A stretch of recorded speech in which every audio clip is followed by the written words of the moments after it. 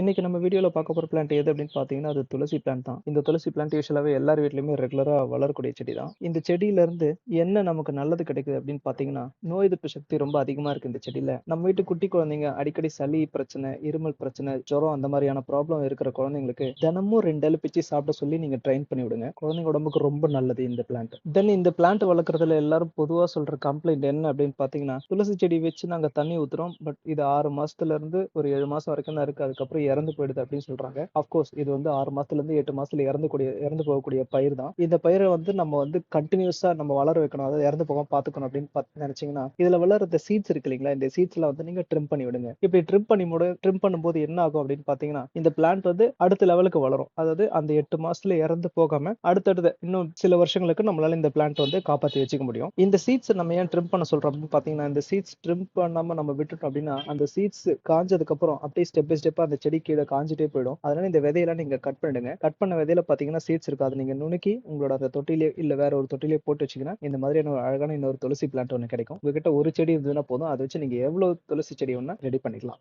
இந்த துளசி பிளான்ட் பத்தின இன்னும் டீடைல்ஸ் தெரியறதுக்கு டிஸ்கிரிப்ஷன்ல இருக்கிற நம்பருக்கு கால் பண்ணுங்க. சேனலை சப்போர்ட் பண்ணுங்க. தேங்க்யூ ஃபார் வாட்சிங்.